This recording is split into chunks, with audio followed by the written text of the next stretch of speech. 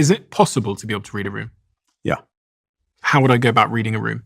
Okay, so if you're reading like a public area, Yeah. let's go back to the airport, maybe. Yeah.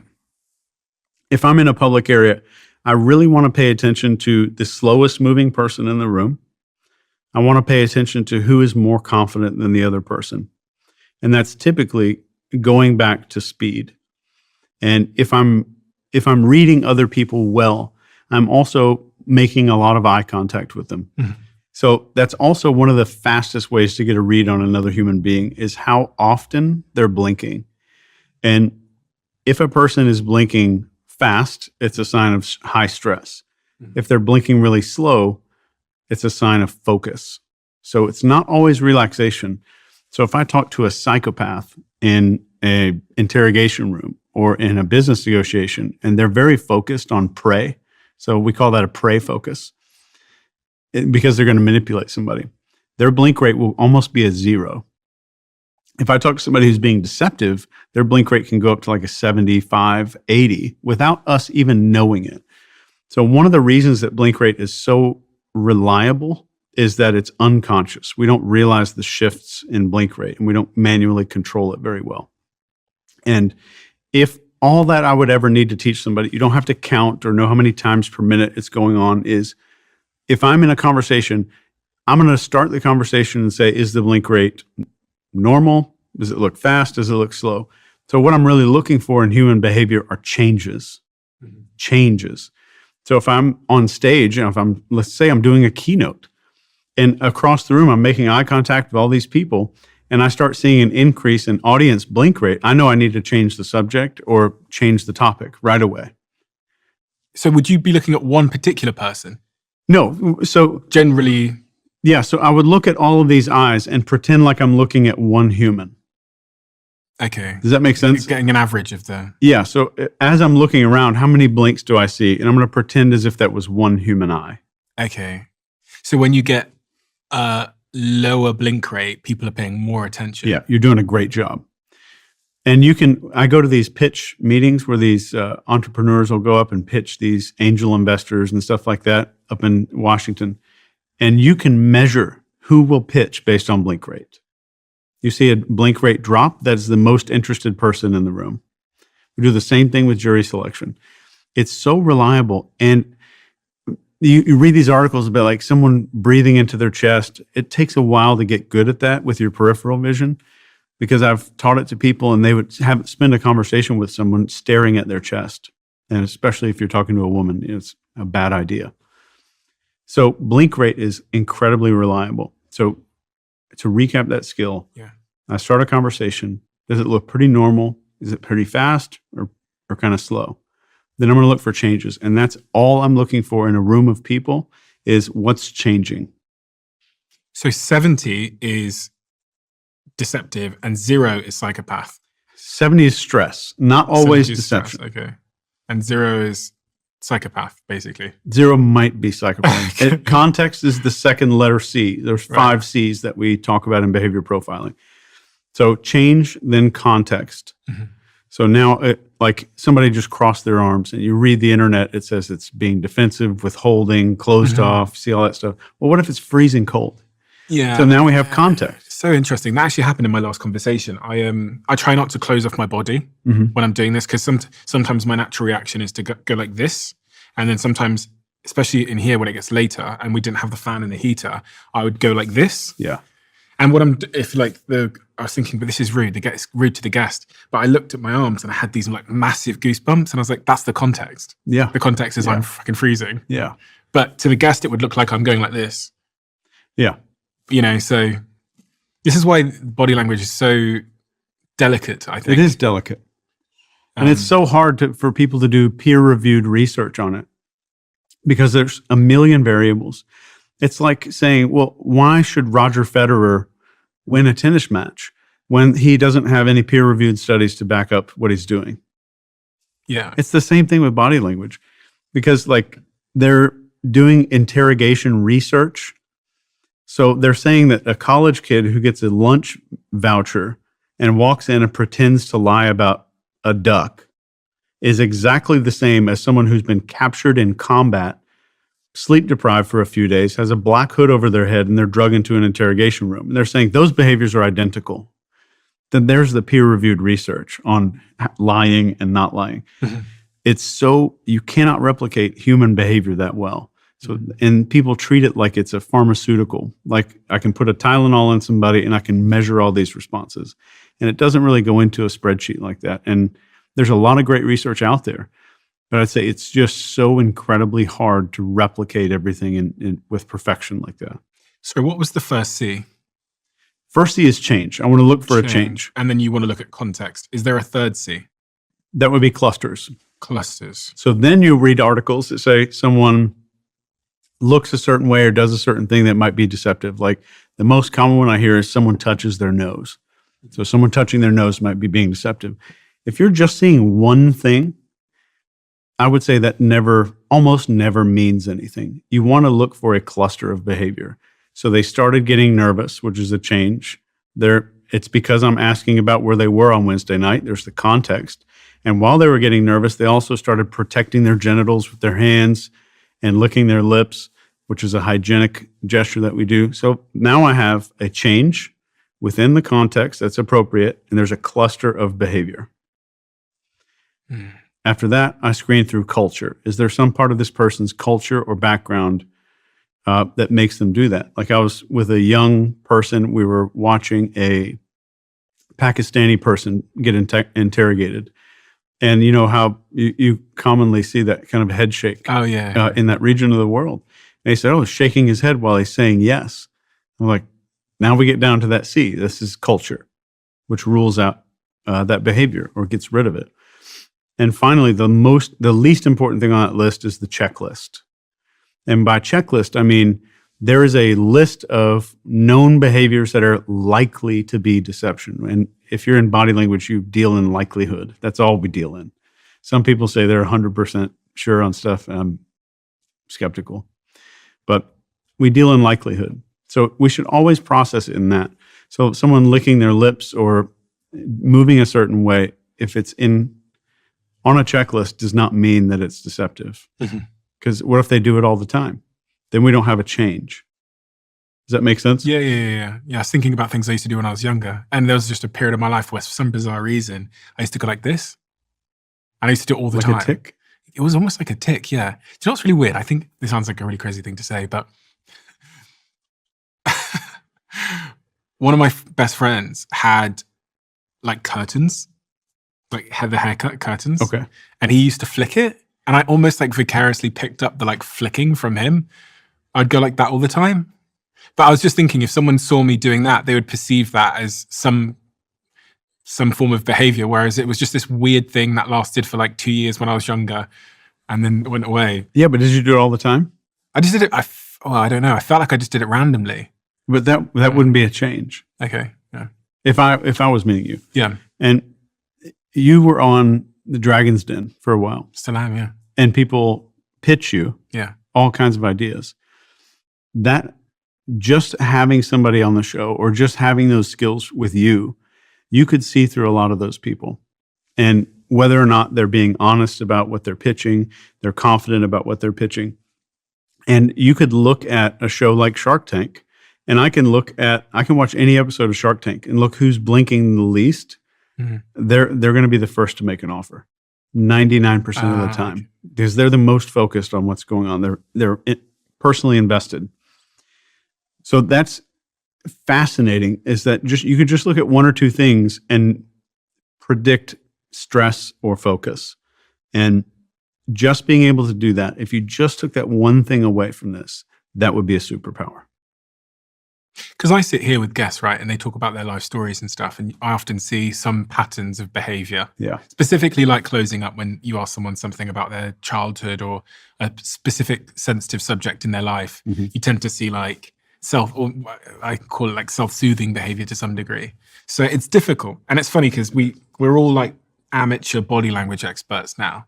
Yeah. Because there's been a lot of stuff online saying, spot this, did they touch their nose, etc. So it can also be dangerous. It can. And it can give us these like, I saw this one thing, I'm never doing business with that guy. Yeah. And like he scratched his nose 3 times while he was talking about that. Well, look in his briefcase. He's got allergy medication in there. He's scratching his nose. The season just changed. It's springtime. His nose is red when he came in, so he's been scratching it for 30 minutes before he walked in the door. So now we start to realize I'm not seeing a change. I'm seeing something that was repetitive. And communication is the third one in the triangle to success or failure. Communication. So what I've got so far is talking slow is higher authority. Yeah. Is there anything else that if I want to be a master communicator, I should be thinking about? Absolutely. So when it comes to communication, being a good storyteller is great. And there's a million podcasts out there that can teach somebody that. But it comes down to whether or not you can speak to the person that you are in front of and understanding what kind of person that is. And there's a few ways that I identify. I segregate people into 6 groups. And that's through what do they need from other people. So what kind of things do I need socially? And these are significance, acceptance, approval, intelligence, pity, and strength / power. And in every conversation, if you ask somebody about themselves, they're going to come across and reveal one of those things to you. So if I know that you are a significance-driven person, and I'm selling you on how smart of an idea this is and how intelligent you are for making this choice, I'm communicating the way opposite in what you need to hear. So the moment that I hear you talk about yourself, your accomplishments, what you like in life, what happened for you this week, what's a great memory that you have, every conversation, you're going to hear this stuff starting to get revealed. So you hear somebody these are conversations or things that you could hear in a conversation pretty quickly. You start talking to somebody and they said, yeah, I'm actually the CEO at that company. I've got 490 people that work for me, and I'm probably going to be making an exit sometime next year. So you hear that. There's significance, right? Then you listen for approval. This is when you hear people say, well, I got to go up on stage tomorrow, but I suck at public speaking. I'm gonna really bomb at it. I'm just really nervous. Trying to get you to say, no, you don't suck. You're great. You did great last time. You're going to rock this. You got this. Then you have the acceptance people. They'll always use the terms like we, us, our, and just team. So the acceptance people are all about like, I'm a member of some kind of group, and that'll come across in their communication. So you ask a significance person about a vacation, and they say, yeah, I went down to Miami. It was fantastic. I had a great time. And I just got back last night. You ask an acceptance person, they'll say, we went down there. All of us went to this thing, and we did this. So you hear a lot of this language that talks about groups and membership. You get into the intelligence side. How often do you hear people go, yeah, I actually got my MBA from this person. Oh, I did my master's thesis on that. So you hear this intelligence stuff come out of people. And the pity is you can identify a pity person pretty well. And those are the hardest people to communicate to. And the pity person always, like if I want to give you the ideal thing to say to each one of these people, the pity person wants to hear, I can't believe all the stuff that you've been through and you've got to this point. Because I don't think many people would have. Pity wants recognition of suffering. And finally, we have the strength and power person. And this isn't always Biff from Back to the Future.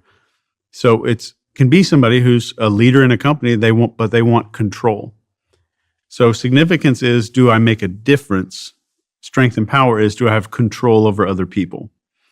These are everybody from like the leader who kind of forces his way into the top to the guy with the ridiculous jacked up pickup truck that has like the plastic testicles hanging off of the back of it. And once you understand what categorization someone fits into, how would you show up in a way that's effective in communicating with them? Say, for example, if I'm talking to a significance person, do I just, and I'm trying to close a deal with them or something, do I pander to their significance? Is that? Yeah. So there's a few other types that we teach intelligence people to identify. There's the 6 ways we make decisions, and then 6 ways that we have values, which is our end goal that we want. But I want to speak in a way that says this decision is going to increase your level of significance. And I want to compliment them on their level of significance right before I ask them for something. So I could say, Stephen, this is a great podcast. You've got millions of subscribers, and it's obvious you make a difference in so many people's lives. And you are a significance person. So that would be effective for you, because I know that you want to make the biggest difference that you can. And I want to speak in a way that A, speaks to their needs and lets them know that I am a source for that. But B, that making this decision, whatever we're talking about, selling a car, whatever, is going to increase your ability to get that same need from other people. So I think if we did this together, I think the number one thing that's going to happen right away is you're going to be able to impact twice as many people. And you're going to leave a much deeper footprint on the world. So I'm giving you, we're going to double your subscribers or your listeners, but not just that. You're going to make a bigger impact and legacy on the world. So every time I'm thinking about needs, always think in terms of neurotransmitters. So if I can compliment someone on their need, that's what we need from other people. So I'm giving them like 500 million neurotransmitters being released when they hear this. So it's not just that we're kind of suffering and insecure and all these things that we talked about a minute ago. We're also drug addicts, everybody. We just need to identify the drug that person's addicted to. I was thinking about the pen. I was going to ask you if I'm an intelligence person and you had to sell me the pen. Yeah. How would you go about that? I think there's a lot of people in the world out there, and I think most people just do what other people do. And I'm sure you would agree, there's so many idiots out there that just get with the basic thing. I'm going to do this basic thing, and they don't really go outside the box very often. And every once in a while, you meet somebody who knows higher quality things. And you meet somebody who is able to see things at a level different than other people. And I would talk about that intelligence while subconsciously I'm associating all of that with this. This is different. It's unique. It's a pencil. But it's not like other pencils. It's not the basic run-of-the-mill thing. So I want to present that in a way, and I'm going to start with a negative comment. And this is one of the most effective persuasion strategies, I'm going to negatively associate something I don't want you to have. So let's say we're starting our podcast, and I'm afraid Stephen's not going to connect with me. And I know that you're significance driven. As we started out, imagine if I said something at the very beginning of this podcast, and I said, Stephen, thanks for having me, man. And there's so many people out there. And anytime I say something negative in a conversation, I never want to gesture in between you and me. I always want to gesture away. So we're talking about other people. There's so many people out there who just don't really give back to the world. And they don't really have an interest in helping other people. And it's like every time you meet one of those people, you sit down with them, it's like all of them have the same thing in common. They can't just stop and connect when they sit down with somebody. So I'm demonizing a trait, using your needs that I don't want you to have, like the inability to connect. Okay, interesting. And you're consciously pointing off to gesture to it's others, not... Right, until I said the word connect. And then I gestured between you and me, back and forth between both of us. And that word stop is a very powerful word in the English language. So when I said, it's like all of them have the same quality to them. They can't just stop and fully connect with somebody else.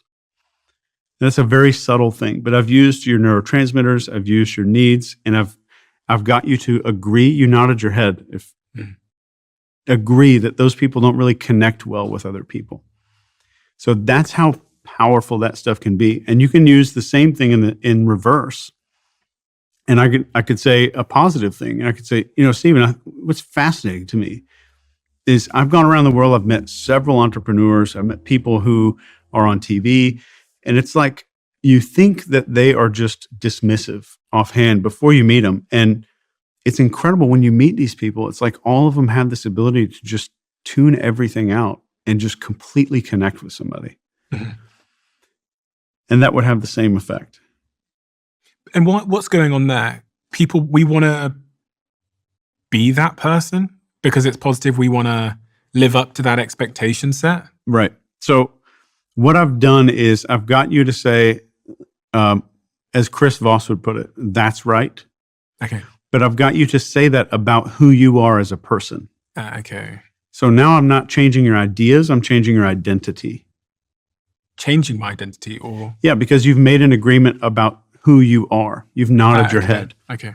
And if I wanted to take that further, I would make an admission first, and I'd say, you know what, I had social anxiety growing up, and I'm curious, what is it that, have you always been able to just connect with everybody you talk to, or is this something that you had to work on? Oh, is that a question? Yeah. Okay, but I know it's not a question. Yeah. Yeah, But it's a good question. The Yeah, it's a really moment good that you question. ask, that you start to answer that question, You've made an agreement Yeah. about who you are as a person. So if I wanted somebody to be less closed off, I might say, you know, I've spent my whole life just worried about what other people think. And I was 25 before I got to a point where I was able to open up. Have you always been this open with people, or did you have to work on that? Mhm. So just any answer, and no one's going to give you an answer of like, actually, I'm just closed off. I'm very closed-minded, and that's maybe a 0.1% of people. So small agreements, and none of these are designed for people to take word for word. I guess they can. But it's about the idea of getting someone to comment on their own identity, who they are as a person. Is there anything else as it relates to communication that's especially important? It's funny that so many people are interested in the communication part more so than the listening part. They want the flight checklist. Yeah, I think it was Julian Treasure who did the TED talk on how to be a great speaker. Mm-hmm. He told me he also did a TED talk on how to be a great listener. No one listened. He said everyone wanted to. His one on speaking has got like 35 million views, but the one on listening, just no one's interested in that. But I'm guessing listening plays a pretty critical role to being a great speaker. Yeah, and listening means I can identify who you are and what the needs that are driving you, and the social needs, and the way that you make decisions. Is that part of the observation part? Yes, absolutely. Just listening to that means that now I have the right words to use for the communication, and the right understanding of what motivates you as a person. So if I'm a therapist, that makes me a better therapist. If I'm a hostage negotiator, that makes me a better hostage negotiator. And if I'm a suicide hotline operator, that makes me way better at my job because I'm understanding exactly who I'm talking to.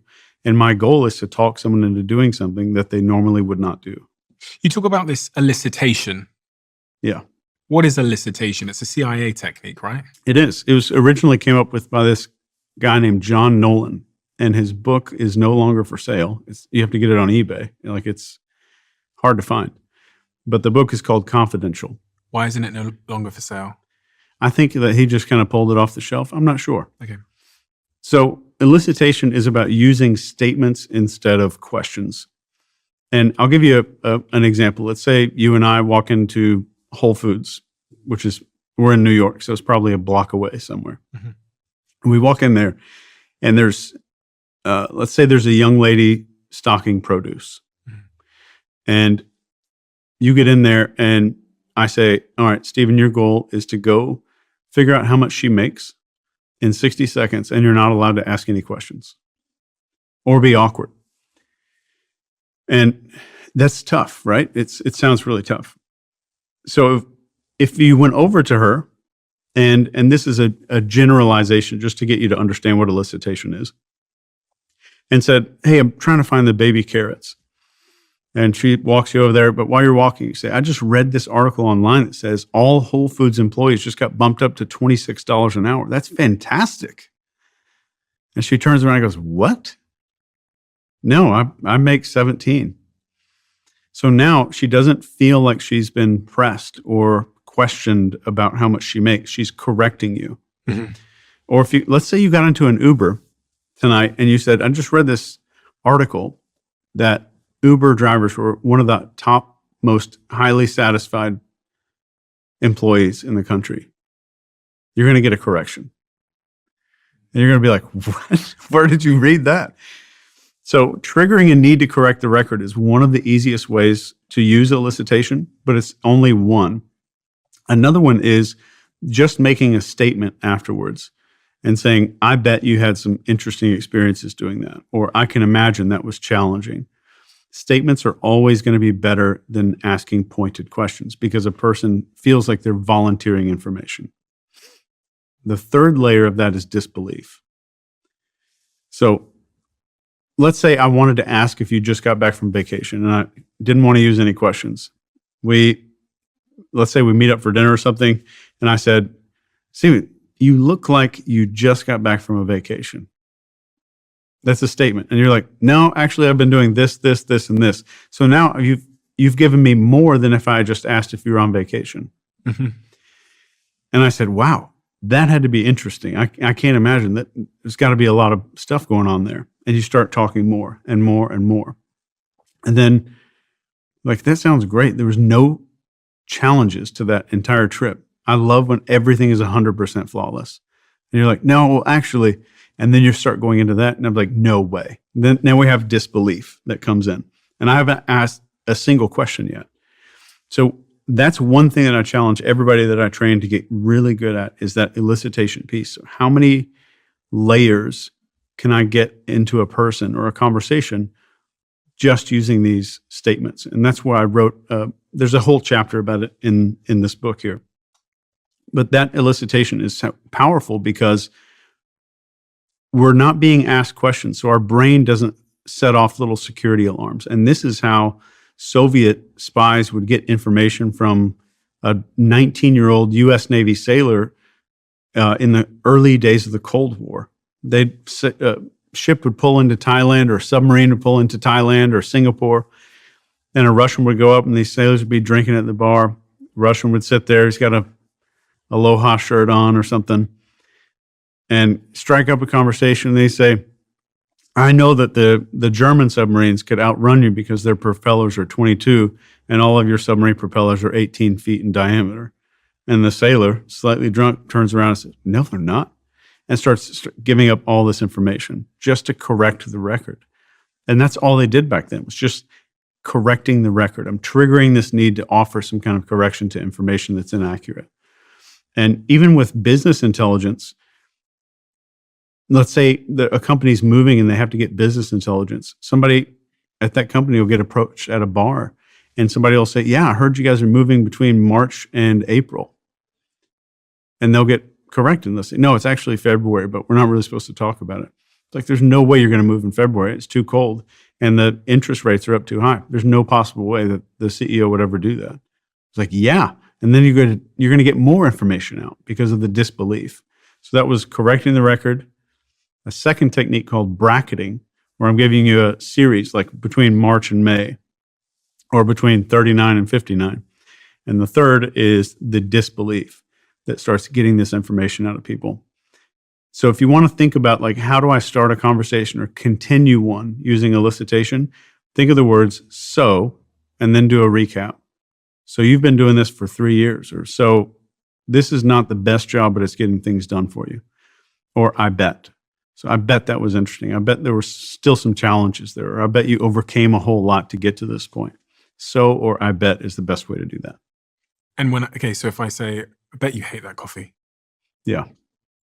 that's a statement, but you're going to endeavor to correct the record either way. Yeah. And if you do hate the coffee, you'll say, yeah, like, even you saying, "Yes, I do kind of hate it," is offering up information. Yeah. Okay, interesting. And you could even go on with that. Be like, "I bet you hate that coffee." And somebody says, "Yeah, well, I do kind of hate it." Like, I can imagine you're the kind of person who likes coffee a very specific way. "Well, yeah, here's how I like it a lot." And say, "That's extremely interesting. No creamer, no sugar." And I'm just recapping. So why is that better than me just going, "How do you prefer your coffee?" Well, if we're just talking about coffee, it's not sensitive information. So I wouldn't say that was better. It's for sensitive information. Yeah. When you're trying to not get their guard up. Yeah. So the rule of thumb is the more sensitive the information is that you need, the less questions you need to be asking. And is that that does correlate to kind of like how I've, the information that the spies I've interviewed have given me. Like Andrew Bustamante and Mike Baker, they've both said that much of the game was like hearing someone out and just letting them talk and talk and talk and talk. Yeah. but not being too pushy. Yeah. And that's the best way to not be pushy, is to use the elicitation stuff. Perception, context, permission, the PCP model, is a way of understanding how to get someone to do something, from joining a cult to buying an item. Yeah. So the PCP model looks like it's 3 steps, but it's I want you to view it as kind of dominoes. So one step starts the progress of coming down the other, and once that comes down, the next domino starts going down. Mm-hmm. So if I change your perception about something, then I change the context that you're viewing that in, which changes the way that you feel permission to do it. So I'll give you an example. Would you want a weird example or a boring one? Let's go with weird. Okay. So let's go with an attorney in Washington State was charged with assault of a woman using hypnosis. And he would have her get naked in his office, which is something she would not normally do. And the attorney was studying this hypnosis and stuff like that. He wasn't, as far as I know, he was not even good. But he would hypnotize her and then tell her, at the end of the day, you come home from work and this is just like that time. I want you to picture yourself, it's the end of the day, you're coming home from work, you drop your keys in the bowl, you make your way to the bathroom, you turn on a hot shower, and now you're here getting ready to get into that shower. So he's changed her perception of where she is. He changed the context of neither one of you or me right now would like get naked on a podcast, but both of us are going to later tonight when we go to shower. So, but because that's a different context. So he modified the context, which gave her permission to remove clothing or do something that we otherwise wouldn't do in a social setting. One of the ways I studied this, and it was fascinating, is cult recruiters. And I spent a long time, 6 weeks, working with these cult recruiters. And I was back and forth between cult recruiters and door-to-door salespeople. And these are hard-hitting people, man. It's a hard job, door-to-door sales. But they talk people into doing things they probably wouldn't otherwise have done. Mm-hmm. Installing a $95,000 solar system on their roof, or buying a vacuum cleaner, or joining a cult that's probably harmful. But all of them started off the conversation by changing the perception of what's going on. So instead of me saying, hey, let me talk to you about this thing that's from a needy perspective, they come out with a survey. And they say it's an anonymous survey, which automatically makes the people more open. Mm. So it's an anonymous survey. I've changed permission. So now the context has shifted slightly. And if I could change your perception again, would you rather be in a group of people who feel like family or people who are related to you? So I start asking all these little questions about how would you rather live your life in a way that's like just kind of nudging you down into this cult mindset of like, do you want to be around people that enjoy your company? Like those kind of questions. So more perception changes. Now the context shifts to where I've just made 25 agreements about who I am as a human being. So now my context is way off, which shifts my permission. It's like, I have permission to do this because that's the kind of person I've just agreed to be. And that's who I've said that I am. I have to do this because that's cognitive dissonance, like crazy. And one thing I teach about any persuasion, whether you're doing a psyop on an entire country, or you're just manipulating one person, or doing therapy on one person, your main weapon as a person who is persuasive or influential is cognitive dissonance. Which is? I'm getting you to be uncomfortable because the way that I've got you to see the world doesn't match up with what you're doing. So the easiest thing for you to change is what you're doing. Instead of changing your mind about something or calling yourself dumb, I just get you to do something different. And that's weaponized cognitive dissonance. We're seeing a lot of that with the extreme left, extreme right politics on both of those extremes. Once I get a person to make even 1 or 2 or 3 statements about their identity, I have drastically altered how they're going to behave in the future. Robert Cialdini who wrote Influence and Persuasion, a wonderful human being, wrote about this, where a few weeks before they go ask somebody to put a giant ugly sign in their yard that says drive safe, huge ugly sign.